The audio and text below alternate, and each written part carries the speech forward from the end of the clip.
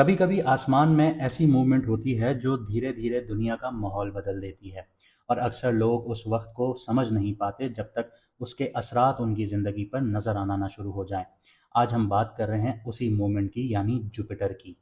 जैसे हमने चांद ग्रहण की वीडियो में आपको बताया था कि जैसे ही चांद ग्रहण का टाइम करीब होगा, हमने 26 तारीख को वीडियो लगाई थी और हमने बता दिया था कि एकदम से चीज़ें इरप्ट होना शुरू होंगी, एकदम से हालात बदलना शुरू होंगे। जिसके ऊपर अभी सब्र किया जा रहा था वो सब्र ख़त्म होगा, टूटेगा और अचानक से प्रोटेस्ट भी देखने को मिलेंगे और वॉर भी स्टार्ट हो जाएगी। तो वैदिक एस्ट्रोलॉजी में जुपिटर सिर्फ एक प्लैनेट नहीं माना जाता। ये विजडम है, ग्रोथ है, लॉ है, स्टेबिलिटी है और बरकत है। किसी की भी ज़िंदगी में, किसी की भी ज़िंदगी में मुनाफा है, फ़ायदा है। जब जुपिटर स्ट्रॉन्ग पोजीशन में होता है तो इंसान की ज़िंदगी में डायरेक्शंस आ रही होती हैं, सही लोग मिलते हैं, सही फैसले लिए जाते हैं और अपॉर्चुनिटीज़ धीरे धीरे खुलना शुरू हो जाती हैं। लेकिन जब जुपिटर वीक हो जाए, एफ्लिक्टेड हो जाए, उसकी एनर्जी डिस्टर्ब हो जाए, तो उसका असर भी महसूस होता है, जो कि गलत डिसीजंस की फॉर्म में नज़र आता है। गाइडेंस गलत मिलना शुरू हो जाती है, फाइनेंशियल जजमेंट जो हैं वो वीक होना शुरू हो जाती हैं और इंसान को लगता है कि वो मेहनत तो बहुत कर रहा है लेकिन रिजल्ट नहीं मिल रहे, रिजल्ट उसके हिसाब से नहीं मिल रहे। आखिर में पता चलता है कि वो डायरेक्शन ही गलत थी जिस पर उसने 10 साल मेहनत की या 5 साल मेहनत की या 3 साल मेहनत की। सितारों के सफ़र पर खुश आमदीद। तो पिछले कुछ महीनों में जुपिटर ने बिल्कुल एक ऐसी ही सफ़र तय किया है, ऐसी ही जर्नी की है। जब जुपिटर कैंसर में एंटर हुआ तो नॉर्मली ये एक पावरफुल और ऑस्पिशियस पोजीशन थी, यानी बहुत अच्छी पोजीशन थी, क्योंकि जुपिटर जो है वो कैंसर में शर्फ में होता है, उच्च का हो जाता है। लेकिन इस दफ़ा एक अजीब चीज़ हुई। ये बात हमने 30 सितंबर के आसपास जुपिटर की वीडियो में बताई थी। ये ऑलमोस्ट एक महीने तक मूव नहीं कर पाया, जुपिटर कैंसर में 0 डिग्री पर रुक गया। अब ये रुकना तो एक चीज़ ठीक है, लेकिन जुपिटर जो है वो अत्याचारी मोशन में था। अत्याचारी मोशन क्या होता है कि कोई भी प्लैनेट अपनी स्पीड से ज़्यादा तेज़ी से आगे बढ़ना शुरू करे। लेकिन कैंसर में एंटर होते ही, अपने उच्च के घर में एंटर होते ही 0 डिग्री पर रुक गया, जहाँ पे चीज़ें इरप्ट होना शुरू हुई। अगर आपको याद हो तो 2019 में भी जुपिटर अत्याचारी मोशन में था, जिसने दुनिया को एकदम से रोक दिया था। रोकने का मतलब ये था कि कोविड में आपने देखा कि पूरी दुनिया बंद हो गई। तो एस्ट्रोलॉजी की लैंग्वेज में इसी तरह की सिचुएशन जब आती हैं तो इसको अनस्टेबल पोजीशन कहा जाता है। यहाँ पे प्लैनेट उस तरह से काम नहीं करता, अपना नेचुरल फ्लो में काम नहीं कर पा रहा होता। उसके बाद 12 नवंबर को जुपिटर जो है वो रेट्रोग्रेड हो गया था, यानी उल्टा चल पड़ा था। अब इसका मतलब ये नहीं है कि वो आसमान में ही उल्टा चल पड़ा था, लेकिन ये एक मोशन होता है। रेट्रोग्रेड होने का मतलब सीधा सीधा ये है कि इसकी जो एनर्जी थी वो सीधी तरह से आगे नहीं बढ़ रही थी, बल्कि वो अंदर की तरफ रिफ्लेक्ट कर रही थी। इसी वजह से पिछले अरसे में बहुत से लोगों ने महसूस किया होगा कि उनके जो प्लान्स हैं वो डिले हो रहे हैं, करियर में मोमेंटम जो है वो रुक गया है, फाइनेंशियल डिसीजंस उनके कन्फ्यूजन का शिकार हो रहे हैं और ज़िंदगी में एक अजीब सा पॉज आ गया है। जुपिटर नॉर्मली एक्सपेंशन का प्लैनेट है। अगर ये पॉजिटिव हो तो ये पॉजिटिवली एक्सपेंड करवाता है, नेगेटिव हो तो ये नेगेटिवली एक्सपेंड करवाता है। लेकिन जब वो रेट्रोग्रेड हो जाए तो रिकंसिडरेशन और करेक्शन का फेज स्टार्ट हो जाता है।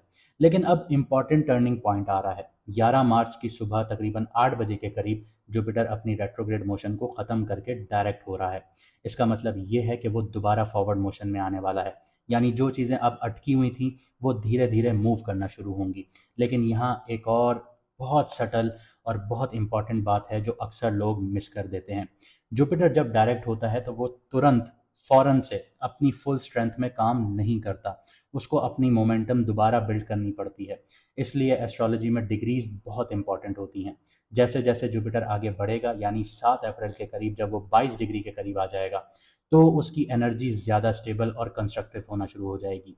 यानी असली शिफ्ट आप लोगों को तब फील होगा। जुपिटर 20 डिग्री के बाद 22 डिग्री के जोन में एंटर करेगा और यहीं से सब कुछ इंटरेस्टिंग होना शुरू होगा। अब सवाल ये है, क्या जुपिटर का डायरेक्ट होना आपके लिए एक अच्छी न्यूज़ है या फिर एक बुरी न्यूज़ है? क्योंकि एस्ट्रोलॉजी का एक सीधा सा रूल है कि एक प्लानिटरी मूवमेंट कुछ लोगों के लिए अपॉर्चुनिटीज़ खोलता है, यानी किस्मत के दरवाजे खोल देता है, और कुछ लोगों के लिए रियलिटी चेक बन जाता है। जब जुपिटर 22 डिग्री के बाद अपनी फॉरवर्ड स्पीड पकड़ेगा तो कुछ जॉडियक्स वालों को, कुछ बुर्ज वालों को, कुछ राशि वालों को बहुत कुछ दे के जाएगा। धीरे धीरे रिलीफ देना शुरू करेगा, प्रोग्रेस उनकी स्टार्ट कर देगा ज़िंदगी में। करियर में क्लैरिटी आना शुरू हो जाएगी, फाइनेंशियल प्लानिंग में स्टेबिलिटी और पर्सनल लाइफ में बहुत अच्छी अंडरस्टैंडिंग बनना शुरू हो जाएगी। ये ज़िंदगी का एक नया चैप्टर खोल देगा। लेकिन हर जॉडियक के लिए कहानी इतनी सिंपल नहीं होगी। कुछ लोगों के लिए जुपिटर का ये फेज एक वार्निंग हो सकती है, जहां एक गलत डिसीजन या ओवर कॉन्फिडेंस आपको मुश्किल में भी डाल सकता है। इसलिए आज हम डिटेल में देखेंगे कि जुपिटर का जो ये डायरेक्ट मोशन है, ये आपके लिए ब्लेसिंग बनने वाला है या फिर आपके लिए हिडन चैलेंजेस क्रिएट करने वाला है। और इसका इम्पैक्ट और ज़्यादा क्लियर तब होगा कि आपका जो बर्थ चार्ट है, कुंडली है, जायचा है, उसमें जुपिटर की ओरिजिनल प्लेसमेंट क्या है, उसका पता चले, तो आपको और ज़्यादा यहाँ पे क्लैरिटी होगी। और अगर आप लोग अपना डिटेल्ड एनालिसिस करवाना चाहते हैं, समझना चाहते हैं जुपिटर की प्लेसमेंट को, या पूरी कुंडली को समझना चाहते हैं, या जायचे को समझना चाहते हैं, तो व्हाट्सएप का नंबर आपकी स्क्रीन पर आ रहा है, आप मैसेज करके अपॉइंटमेंट बुक करवा सकते हैं। क्योंकि कभी कभी ज़िंदगी का सबसे बड़ा फ़र्क सिर्फ इतना होता है कि जो आसमान में जो सितारे हैं, ये आपको जो सिग्नल दे रहे हैं, आप वक्त पर समझ लेते हैं, या फिर जब तक समझने की कोशिश कर रहे होते हैं तब तक वक्त निकल चुका होता है। और अगर आप लोग अपना मून साइन नहीं जानते, तो कमेंट सेक्शन में अभी अपनी ओरिजिनल डेट ऑफ बर्थ लिखिए, आपको हमारी टीम आपका मून साइन बता देगी। और अगर आप लोगों ने अभी तक चैनल सब्सक्राइब नहीं किया तो ज़रूर कीजिए, क्योंकि लाइव आने के बाद जब हम लोग आप लोगों से बात करेंगे तो आप लोग कमेंट नहीं कर पाएंगे, जो लोग सब्सक्राइब करेंगे वो ही कमेंट कर पाएंगे। अब अगर आप लोगों का जो लगना है या मून साइन है वो लियो है, तो सबसे पहला फैक्टर ये समझना ज़रूरी है कि सैटर्न जो है वो अब आपके 8th हाउस को एक्टिव कर चुका है। ये एक्टिव तो आपके 29 मई से 2025 से एक्टिव कर चुका था, लेकिन मई से लेकर जुलाई तक आपको बहुत ज़्यादा टेंशन्स देखने को मिली होंगी। लेकिन अचानक से जुलाई के बाद से आपको दिसंबर के मिड तक थोड़ा सा रिलीफ पीरियड मिल गया होगा। लेकिन जैसे ही दिसंबर क्रॉस हुआ है तो आपकी ज़िंदगी में एक्सपेंसेस बढ़ना शुरू हो गए होंगे, आपको मुश्किलात आना शुरू हो गई होंगी, कभी एक परेशानी कभी दूसरी परेशानी, घर के मामलात, इन लॉज में आप लोगों के इशूज़ क्रिएट होना शुरू हो गए होंगे, और ये अभी कंटिन्यूएशन में आगे भी नज़र आएंगे आपको। इसके अलावा आप किसी से प्यार से भी बात करेंगे तो अगला यही सोचेगा कि बहुत हार्श हो रहा है, बदतमीज़ी कर रहा है। घर वाले भी आपसे लड़ना शुरू हो जाएंगे, आप भी लड़ना शुरू हो जाएंगे, क्योंकि आपकी यहाँ पे जो वर्ड्स हैं वो थोड़े हार्श होना शुरू हो जाएंगे। इसके अलावा करियर में आप लोगों को थोड़े से झटके देगा, क्योंकि सैटर्न 8वें घर से बैठ के आपके 10वें घर को देख रहा है तीसरी नज़र से। अब एस्ट्रोलॉजी की ज़बान में इसको ढैया कहा जाता है, और ये ढैया जो 8th हाउस की ढैया होती है, ये सबसे ज़्यादा इंटेंस होती है। इंसान की लाइफ जो है वो सडनली चेंज हो जाती है, डीपली ट्रांसफॉर्म हो जाती है। ये वो वक्त होता है जब इंसान को अपनी कंफर्ट जोन से बाहर आना पड़ता है। कभी कभी ऐसी सिचुएशंस भी बन जाती हैं कि जो आप लोगों ने कभी ज़िंदगी में प्लान भी नहीं की होती। आपने ये प्लान किया होगा कि मैं आगे बढ़ के ये काम कर लूँगा कि मैं पायलट बन जाऊँगा, एक मिसाल दे रहा हूँ, और पता चलता है कि आप पायलट नहीं, आप जाके पीछे एक पैसेंजर की तरह से ट्रैवलिंग कर रहे हैं। ऐसी सिचुएशंस आ जाएंगी, क्योंकि 8th हाउस की ढैया बहुत ट्रांसफॉर्मेटिव होती है और बहुत दुख तकलीफ़ों से गुजारती है, क्योंकि जो 8th हाउस होता है वो दुख तकलीफ़ों का घर भी होता है। आपके सडन एक्सपेंसेस बढ़ना शुरू हो जाएंगे, इमोशनल स्ट्रेस बहुत ज़्यादा देखने को मिलेगा, या लाइफ के कुछ हिडन इश्यूज जो हैं सरफेस पर आ सकते हैं। बस इस टाइम पीरियड में आप लोगों ने एक चीज़ ये याद रखनी है, सैटर्न के हवाले से बता दूं कि जो 8th हाउस में बैठा है, तो यहाँ पे आप लोगों ने किसी से भी अपने जो मामलात हैं, या आप कोई इनिशिएटिव्स ले रहे हैं या ज़िंदगी में आगे बढ़ने की कोशिश कर रहे हैं, वो किसी से भी डिस्कस नहीं करने, क्योंकि 8th हाउस आपकी रिसर्च है। प्रॉपर रिसर्च करें और उनको अपने तक रखें। जब आप इनको एक्सपोज करना शुरू करेंगे तो वहाँ पे आप फंसना शुरू होंगे।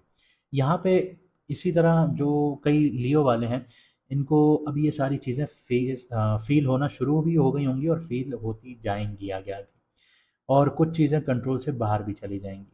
सैटर्न का काम ही यही होता है कि वो इंसान को रियलिटी फेस करवाना सिखाता है। लेकिन कहानी सिर्फ आप लोगों के लिए इतनी नहीं है, क्योंकि अब जुपिटर जो है वो डायरेक्ट हो रहा है आपके 11th हाउस में। वो कुरान पाक में अल्लाह पाक कहते हैं ना कि अगर हम एक रास्ता बंद करते हैं तो 10 रास्ते खोल देते हैं। तो यहाँ पे आपके लिए दूसरे रास्ते खोल रहे हैं। अब जुपिटर जो है वो डायरेक्ट हो रहा है, तो इस वक्त जुपिटर जेमिनी में डायरेक्ट हो रहा है 11 मार्च को। तो आपका 11th हाउस एक्टिवेट हो रहा है। 11th हाउस गेन्स का घर है, मुनाफों का घर है, सपोर्ट का घर है, आपके नेटवर्किंग का घर है, आपके सोशल सर्कल का घर है, आपके सिस्टम और अचीवमेंट्स का घर है, आपके बड़े भाइयों का घर है। तो इसका सीधा सीधा मतलब इतना सा है कि सैटर्न जो अब आपको टेस्ट करना जा रहा है, आपकी ज़िंदगी को टेस्ट कर रहा है, तो उसी वक्त जुपिटर आपको सपोर्ट और अपॉर्चुनिटीज़ भी दे रहा है, क्योंकि जुपिटर जिस घर में भी होता है उसको एक्सपेंड करता है। लेकिन पिछले 29, अगर आप देखें जाके वीडियोस, तो 29 सितंबर के करीब करीब हमने बता दिया था कि जुपिटर रेट्रोग्रेड हो रहा है। तो उसके रेट्रोग्रेड का इम्पैक्ट ये हुआ कि आप अपने अंदर हो गए, अपने अंदर खोना शुरू हो गए, आपने सारी चीज़ें अपने अंदर दबा ली। अब जुपिटर जैसे ही डायरेक्ट होगा तो ये सारी चीज़ों को एक्सपेंड करेगा आउटर वर्ल्ड में। तो यहाँ पे आपको सपोर्ट मिलना शुरू होगा, आपको अपॉर्चुनिटीज़ भी मिलेंगी, आपको सपोर्ट भी मिलेगा। लेकिन जो लियो वाले लोग हैं, तो इस फेज़ में आपकी नेटवर्किंग से आप लोगों को बहुत ज़्यादा बेनिफिट मिलेगा। जितनी आपने नेटवर्किंग बनाई हुई होगी उससे आपको फ़ायदा मिलेगा। कुछ लोगों को बहुत इन्फ्लुएंशियल लोगों की हेल्प मिल सकती है। कोई प्रोजेक्ट आपका सडनली प्रॉफिटेबल हो सकता है, या कोई ऐसी अपॉर्चुनिटी मिल सकती है कि जो लॉन्ग टर्म में आपके मुनाफ़ों का सोर्स बन जाए, आपकी नई इनकम स्ट्रीम बन जाए।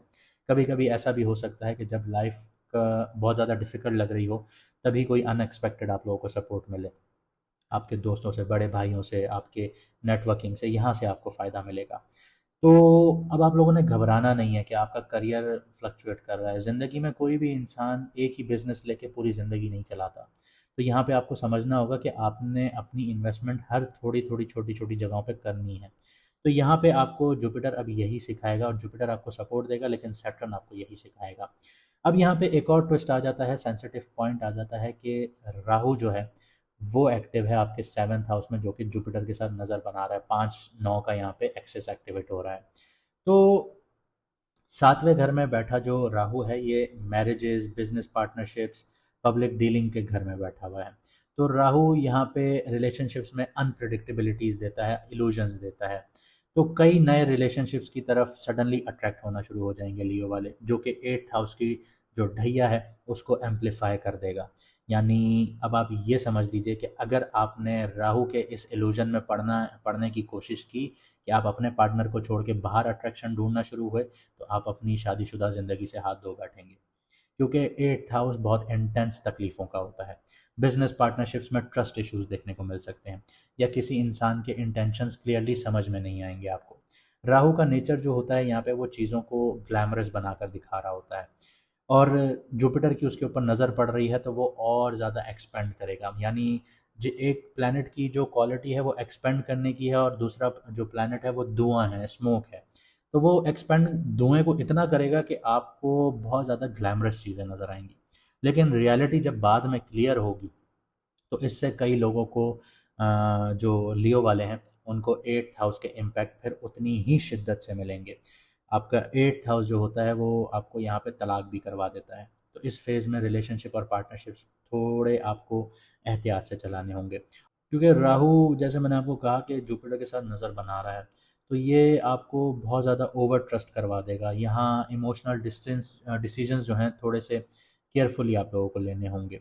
तो इस चीज़ को आपने मद्देनज़र रखना है, दिमाग में बिठाना है। ऐसे ही नहीं आपने हवाई जहाज़ बन के आगे बढ़ना शुरू हो जाना है, तो थोड़ा एहतियात कीजिएगा। चाहे अब ये इस चीज़ से नहीं मैटर करता कि ये आप औरत हैं या आप मर्द हैं, ठीक है? तो ये दोनों पे अप्लाई होगा। इसके अलावा जैसे जुपिटर आपके 11th हाउस में बैठा हुआ है, तो आपके जो एक और इफ़ेक्ट यहाँ पे आ जाता है कि आपके जो दोस्तों का सर्कल है, आपकी नेटवर्किंग है, वो और ज़्यादा पावरफुल हो सकती है। कुछ लियो वालों को अपने सोशल कनेक्शंस की वजह से बहुत बड़ी-बड़ी अपॉर्च्युनिटीज़ हासिल हो सकती हैं। लेकिन वहीं पे राहु जैसा इन्फ्लुएंस क्रिएट करेगा। यहाँ पे एक और चीज़ आप लोगों ने याद रखनी है कि हर दोस्त सच्चा नहीं होता। ये फ़ेज़ आपको ये समझाएगा, ये फ़ेज़ आपको बताएगा कि जज करना भी ज़रूरी होता है। ऐसा नहीं है कि जज करना ज़रूरी नहीं है, इस फ़ेज़ में आपको लोगों को जज करना भी ज़रूरी होगा।